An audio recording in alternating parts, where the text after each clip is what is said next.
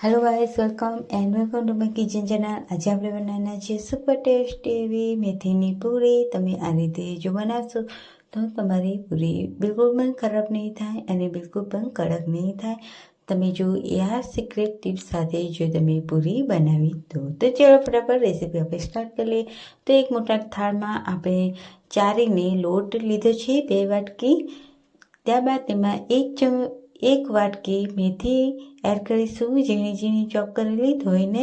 ત્યારબાદ 2 મોટી ચમચી દહીં, 1 ચમચી આદુ મરચાં લસણની પેસ્ટ, 1 ચમચી હળદર, 1 ચમચી જીરું, 1 ચમચી અજમો, અડધી ચમચી લાલ મરચું પાવડર, 1 ચમચી ગરમ મસાલો, 2 મોટી ચમચી તલ એડ કરીશું।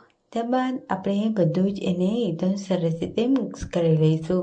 હું મીઠું એડ નથી કરી રહી, મોરી પૂરી બનાવું છું એટલે મીઠું એડ નથી કર્યું। તમે સ્વાદ અનુસાર મીઠું એડ કરી શકો છો। ત્યારબાદ 1 ચમચી આપણે તેલ એડ કરીશું અને આપણે મિક્સ કરી લઈશું બધું જ। 1 કપ ભરીને મેં એકદમ ગરમ બોઇલ પાણી લીધું છે, તો આપણે તેને આ રીતે થોડું થોડું એડ કરીશું અને લોટને બાંધી દઈશું। તો આ એક સિક્રેટ ટિપ્સ છે, શિયાળામાં તમે આ ટિપ્સ અપનાવશો તો તમારી પૂરી એકદમ ટેસ્ટી એવી બનશે અને બિલકુલ પણ બગડશે નહીં અને તમે 2 થી 3 દિવસ માટે તેને યુઝ કરી શકો છો। તો ઝીણા ઝીણા બોલ્સ બનાવી ઉપરથી તેલ લગાડી લઈશું અને પૂરીને વણી લઈશું। તો તમે જોઈ શકો છો કે બિલકુલ પણ ચીપકતી નથી અને આપણે પૂરી એકદમ બનીને રેડી થઈ જાય છે। તો બિલકુલ પણ જાડીને પાતળી નહીં, એ રીતે આપણે પૂરીને રેડી કરી લીધી છે। તો બધી જ પૂરીને આ રીતે મેં રેડી કરી લીધી છે। બાજુમાં ગેસ ઉપર આપણે તેલ ગરમ કરવા મૂકી દીધું છે, તો આપણે આ રીતે પૂરીને બધી જ તળી લઈશું। તો આપણે બંને બાજુથી એકદમ ગોલ્ડન બ્રાઉન થાય ત્યાં સુધી આપણે પૂરીને તળી લેવાની છે।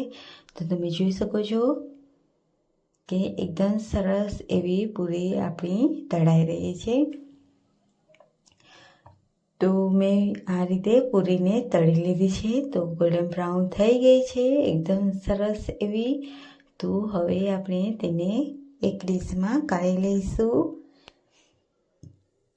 તો ચલો ફટાફટ સર્વિંગ પ્લેટમાં સર્વ કરી લઈએ। તો તમે આ પૂરીને ચા નાસ્તા સાથે, બ્રેકફાસ્ટ માટે કે દહીં સાથે તમે ટ્રાય કરી શકો છો। ખૂબ જ ટેસ્ટી એવી લાગે છે અને બિલકુલ પણ બગડતી નથી। 2 થી 3 દિવસ માટે તમે સ્ટોર કરી શકો છો અને તમે આને એકદમ ટેસ્ટ એવી પૂરીને એન્જોય કરી શકો છો। તો જરૂરથી એક વખત ટ્રાય કરજો અને મને કમેન્ટમાં જરૂરથી જણાવજો કે તમને આજની આ રેસીપી કેવી લાગી।